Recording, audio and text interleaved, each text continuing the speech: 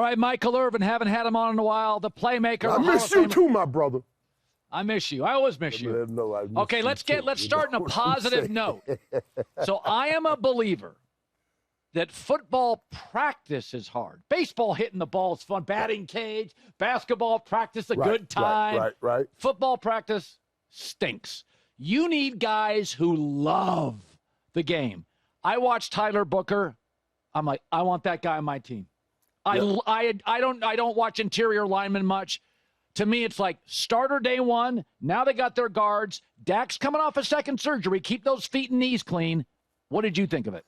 I spoke all week, Colin, and I took my strategic approach to this. I knew those 3 years we went 12-5. We averaged 30, 28, 27 points, so about 28 points a game.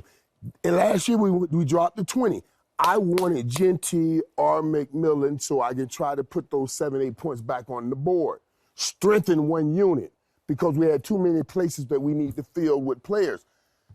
I didn't get my playmakers, but I'm with you, buddy.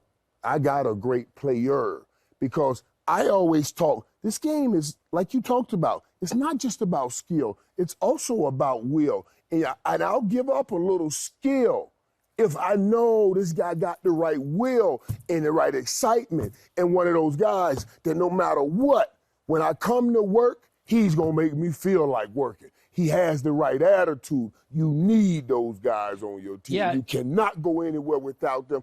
And the way he handled that draft choice, when he yelled and big 300 pounds come running, you know how hard it is to get them fat jokers to run, and he was running for free? I know. He wasn't even getting paid for that run.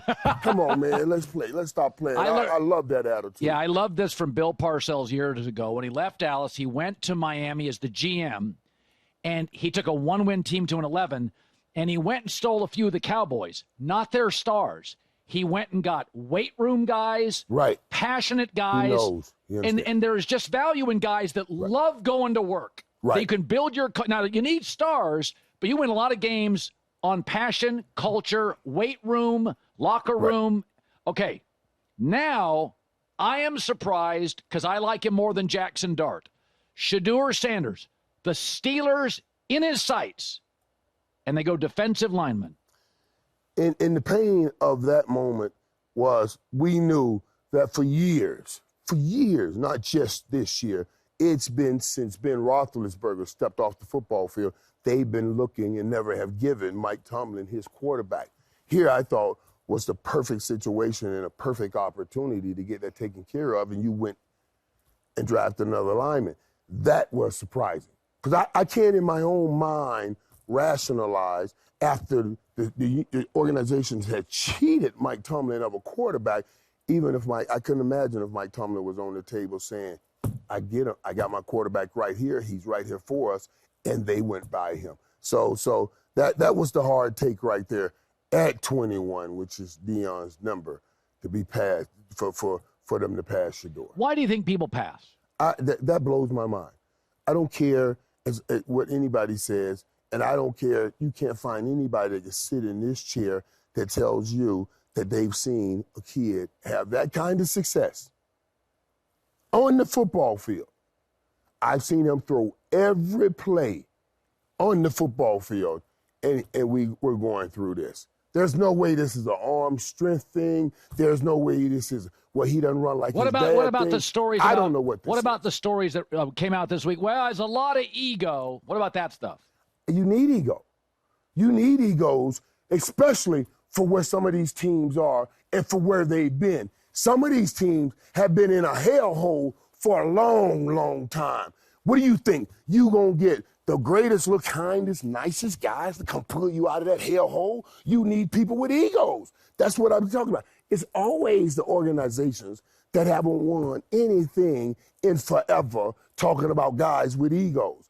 You need different people to come change your culture. Stop talking about that guy has an ego. Maybe the ego's big enough to get you out of this hellhole. Go draft him. That's what you need. So I don't give substance to that kind of stuff. Your Cowboys team had ego.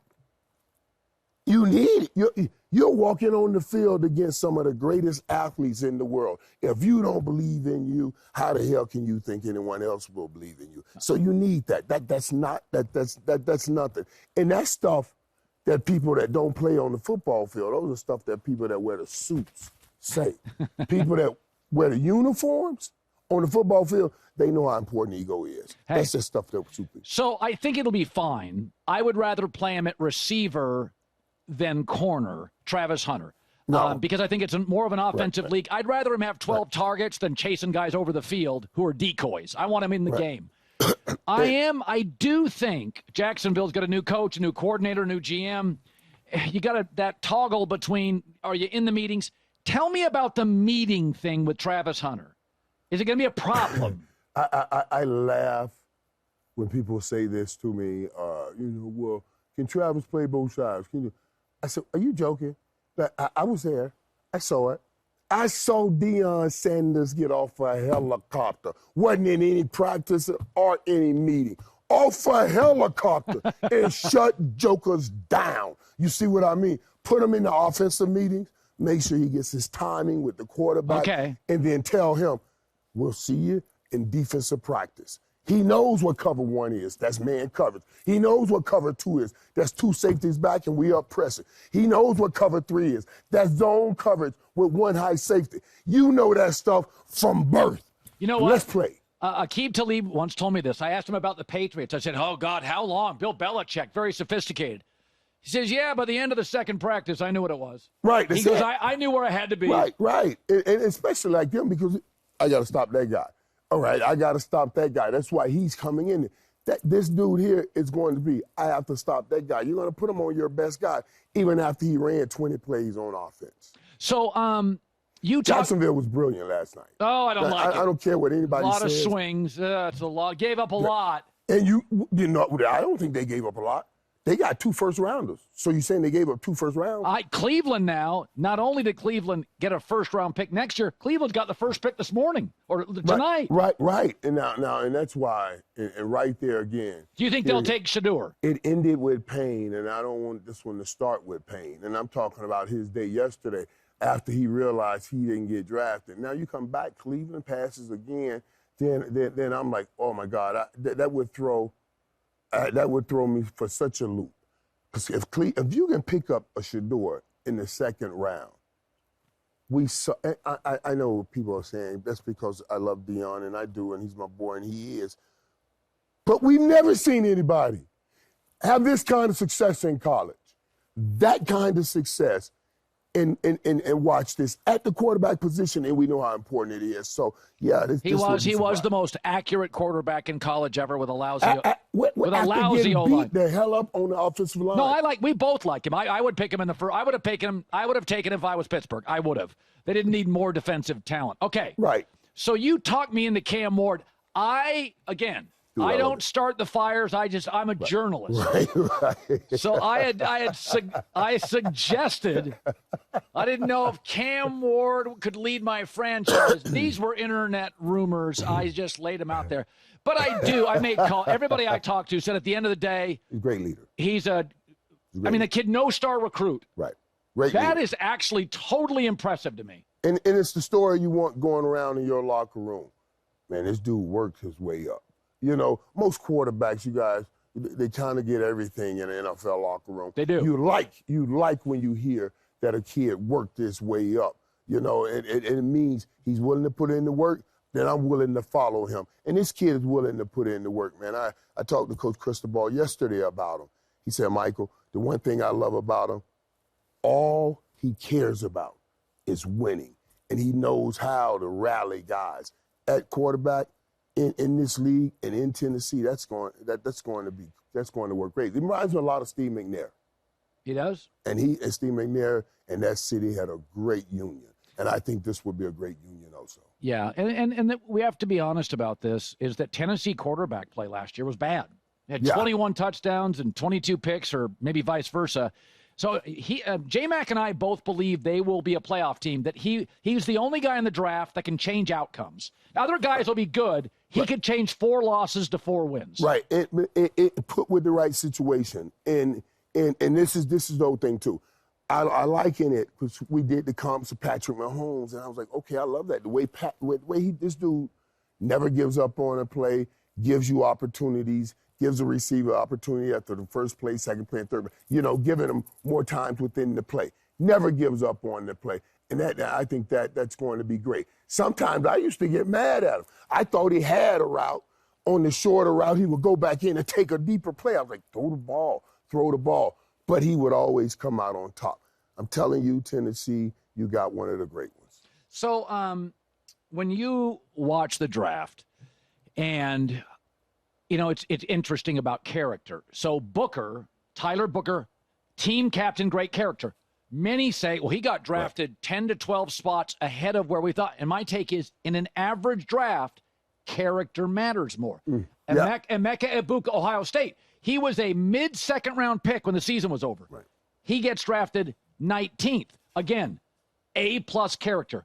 Could I argue that when it's not a great draft, you were in this league forever, character becomes more important? And the Cowboys, part of the kid they drafted was All-American, team captain, unbelievable. Do you think that stuff matters more when the players aren't as great? Well, I think it matters that you have that kind of understanding about how important it is that you show up and be a certain way every day.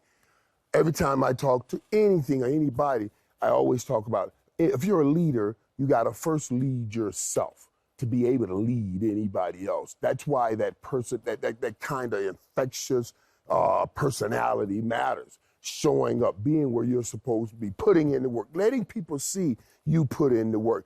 That stuff matters big time, especially at this level. So you're right. And it trips me out. Every year we hear people that are dropping because we talk of the same character. I don't like them. I don't like this. Football it's the meritocracy. It is, I always love, if you can beat somebody on the football field, you got a position. But the rest of life, people are making decisions on who they like and who they don't like. And when we get in these draft rooms, we're dealing with a lot of people, not football. We're dealing with the rest of life people that are making decisions on who they like and who they don't like. It's not just about football. So you're right, character really matters. Where do you want to see Dallas go with their next pick? So they went and got interior O-line. They could use a back. They could use a tight end. Or do you want to see them go? Where would you like them to go? Right. My philosophy has been build one unit to be dominant. If we have all of these spots that we need to fill, we're not going to be able to fill them all. Let's build one unit and be dominant and win this way. And that's the offensive unit. And the help we got with Tyler Booker, that's the right area. We needed help there. That's the right spot. Let's stay on the offensive side. Okay. You see what I'm saying? That's what the Bears are doing with Caleb. Right. Let's stay on the offensive side. Let's try to get this to a 28, 29, 30-point team every game, and we can fill in on defense. And we can put it together on defense. Now, here's the caveat to that. We have to get Michael Parsons signed since we are filling in on defense. Now that we got DeMarcus Lawrence out in the locker room, we need Michael Parsons in the locker room, in training camp, not holding out to try to get whatever guys he got on defense together as one so they can try to play good defense when we get them 30 points. They just got to hold people under 30, and the offense give you 30, and we can be right back in the thick of it. The Hall of Famer, the playmaker, Michael Irvin, it's always a pleasure to see you, my man. Always great to sit in this chair and just kick it with you, my brother. J-Mac with the news. J-Mac.